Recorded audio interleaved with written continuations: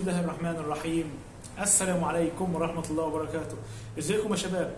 الجولة ال 13 من الدوري السعودي لكرة القدم للمحترفين او دوري روشن السعودي، الهلال والرائد. والنهارده هتكلم معاك عن موعد مباراة الهلال والرائد، وكمان هتكلم معاك عن اخر اخبار نادي الهلال. بس قبل ما اتكلم عن اي حاجة خليني ابارك لنادي الهلال وجماهير نادي الهلال على الفوز قدام نادي الاتحاد والفوز بالكلاسيكو 1-0. ألف مبروك، ألف مبروك لجماهير الهلال، وألف مبروك كمان للاعبين الهلال. وخليني أشكر لاعبين الهلال وخصوصا عبد الله المعيوف الحارس الأمين، أو زي ما بيقول المعلق راعي المعروف. شكرا لعبد الله المعيوف اللي أنقذ نادي الهلال من فرص كتيرة كانت محققة إن هي تكون أهداف للاتحاد، وخصوصا كرة عبد الرزاق حمد الله اللي شاطها وطلعها، يعني عبد الله المعيوف برجله وخبطت في العارضة. يعني بصراحة عبد الله المعيوف كان عامل مباراة ولا أروع من كده. سيبك بقى من الناس اللي بتتكلم على عبد الله المعيوف إنه هو أخطأ قدام ضمك وخلى ضمك يتعادل أو يجيب الجون الثاني ويتعادل، لكن عبد الله المعيوف قدام الاتحاد بصراحة عمل مباراة كبيرة جدا. وده اللي احنا بنتوقعه على طول من عبد الله المعيوف، انه هو بيشيل نادي الهلال لما بيكون الفريق واقع بدنيا.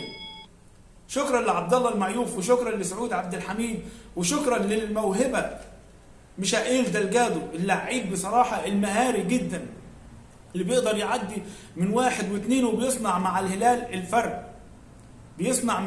الفارق. يعني بصراحة لعيب بتمنى من إدارة الهلال إن ما تفرطش في اللاعب ده ميشائيل دلجادو. وكمان شكرا للاعب الثعبان أندريا كاريو، مفتاح اللعب النادي الهلال، لعيب ما شاء الله موهبة أندريا كاريو ده. طيب ألف مبروك يا شباب على الفوز على الاتحاد.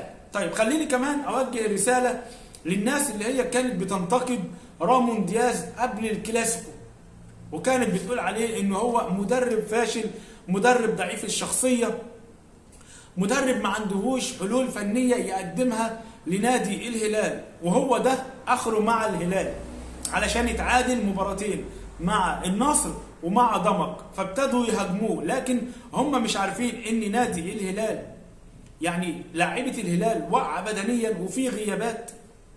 انا مش عارف بيهاجموا الراجل ازاي، مع ان الراجل ده هو اللي جه الموسم اللي فات في الدور الثاني فاز كل المباريات، وفاز على الاتحاد على ارضه نفس الملعب 3-1، هدفين برضه لميشائيل دلجادو وهدف سالم الدوسري.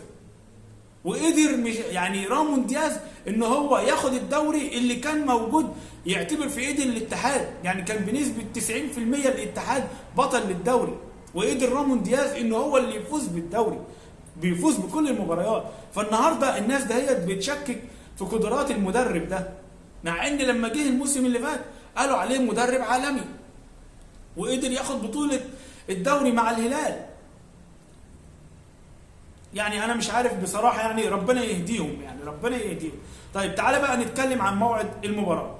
موعد المباراة هيكون يوم الثلاث 10/1 الساعة 8:30 بتوقيت السعودية، الساعة 7:30 بتوقيت مصر وليبيا والسودان، على ملعب مدينة الملك عبد الله الرياضية. ده كده موعد المباراة. طيب تعالى بقى نشوف آخر أخبار نادي الهلال.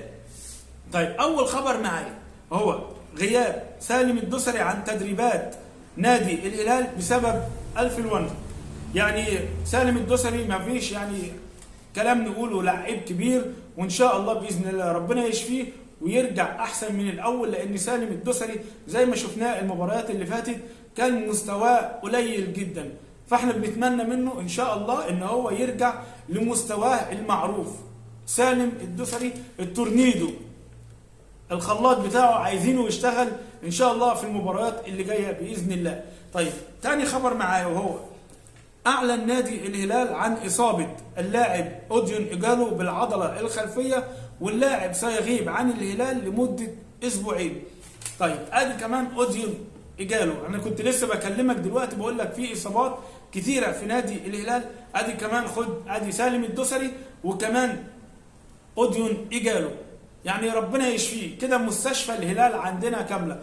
خد بالك اخي الكريم ان نادي الهلال الفتره اللي جايه كل مباراه ممكن يطلع باصابه لاعب او اتنين. نادي الهلال لاحم يعتبر ده الثالث موسم على التوالي، موسم 2021 22 23 اللي احنا فيه ده. فكل مباراه اتوقع انك هتطلع باصابه لاعب، وان شاء الله باذن الله ده ما يحصلش يعني ان شاء الله. كمان شفنا امبارح اعلن نادي الهلال عن اصابه اللاعب عبد الاله الملكي بقطع في الرباط الصليبي. طيب عبد الاله الملكي يعني لعيب راجل ولسه راجع برضه من اصابه رباط الصليبي، ولعب يعني مباريات كده في كاس العالم وما كملش 3 4 مباريات مع الهلال، لكن زي ما بنقول المؤمن دايما مصاب.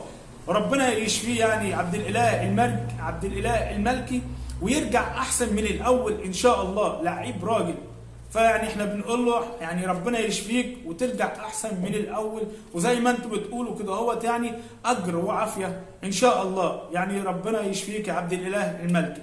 طيب انا في النهايه كده يا شباب خلصت كل اللي عندي. بتمنى منك لو انت وصلت معايا لاخر الفيديو بتمنى منك ان انت تدعمنا بزر اللايك، ولو مش مشترك في القناه انا بدعوك بالاشتراك فيها. وفي النهايه ما يسعنيش غير ان انا اشكر حضراتكم. سلام.